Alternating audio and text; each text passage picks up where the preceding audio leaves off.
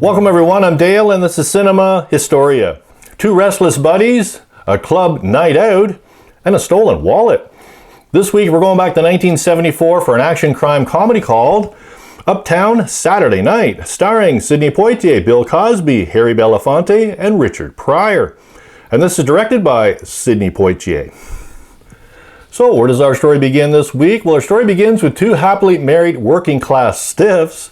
Steve Jackson, played by Sidney Poitier, and Wardell Franklin, played by Bill Cosby.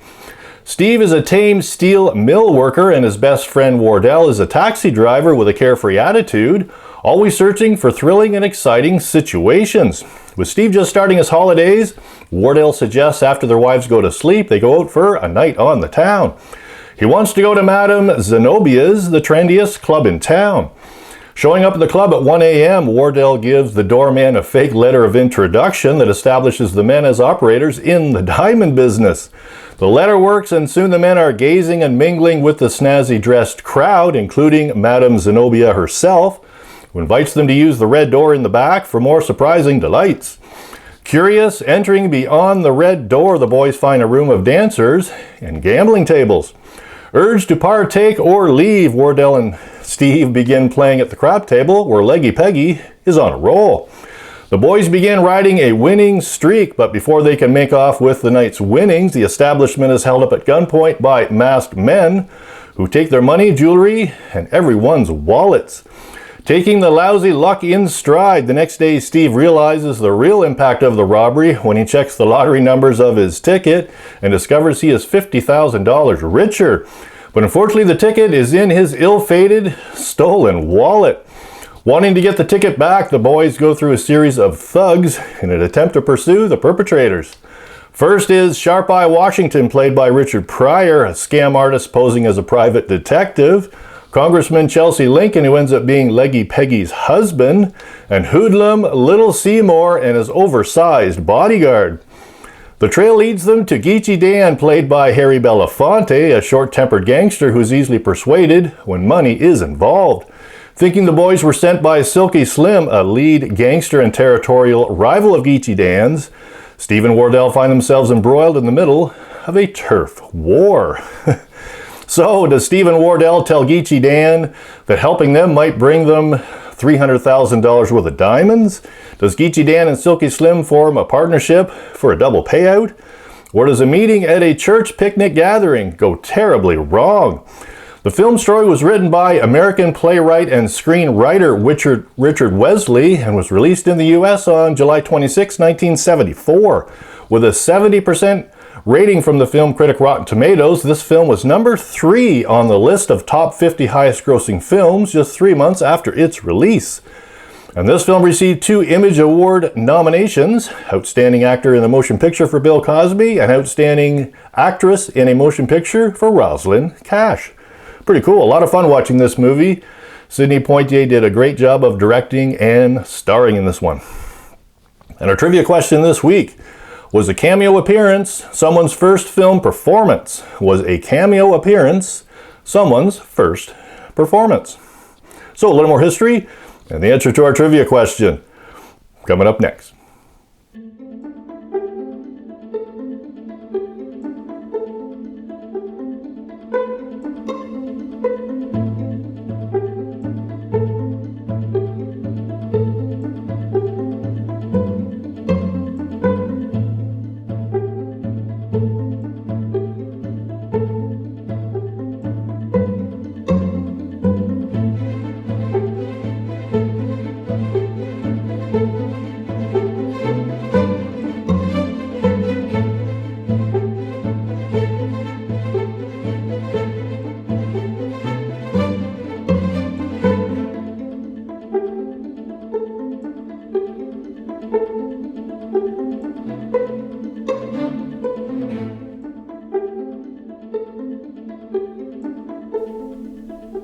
Now, in our film, the two gangsters drive a Cadillac and Chrysler Imperial respectively, but was there something sportier you could buy in 1974? Well, yes, there was, and I found a 1974 Fiat 124 Sport Spider, making it the subject of this week's history. So the Fiat 124 Sports Spider is a convertible sports car marketed by Fiat for the model years 1966 to 1985. Designed by and manufactured at the Pininfarina factory in Turin, Italy, the front-engine, rear-drive sports Spider debuted at the November 1966 Turin Auto Show. The Spider was marketed in Canada and the US in 1968. In 1969, the Spider featured four-wheel disc brakes, double overhead cams, hesitation wipers, steering-mounted column lighting controls, radial ply tires, and a 5-speed manual transmission. The Fiat Abarth 124 Rally model was introduced in November of 1972, performing well by winning the 1972 European Rally Championship. And I found a 1974 model at one of our local car shows in Trenton, Ontario, Canada. So Eric and his father flew to California in 1979, liked the car so much, made the purchase, and took the pleasurable drive home to Ontario, Canada. Still in the family's possession, this Spider has been painted once to its original color and features its original leather interior.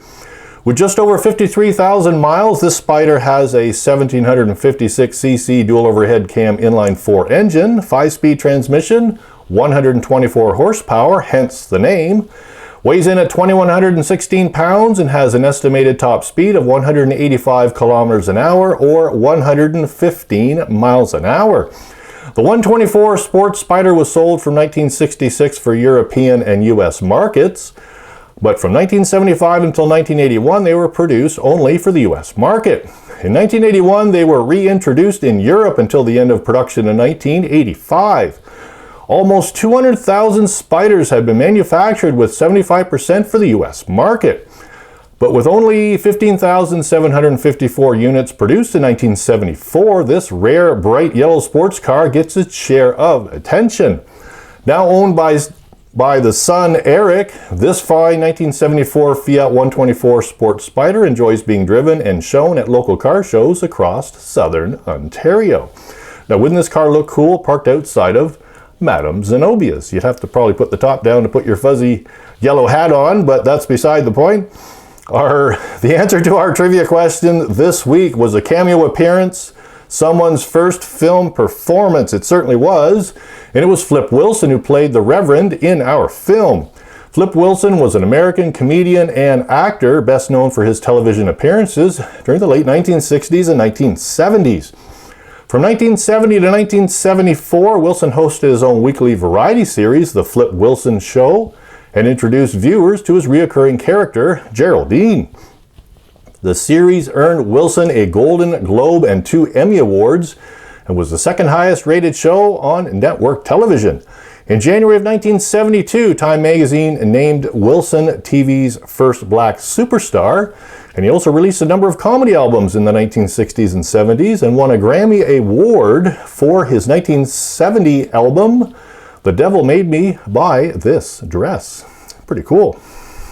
I'd like to give a big thank you to Eric and his Spider for making this video possible. A big thank you goes out to my new subscribers. Thanks very much. And for everyone else, thanks for watching, everyone, and I hope to see you back next week. Now look, all we got to do is go on inside, see this cat, Little Seymour, and ask him about our property. Now come on.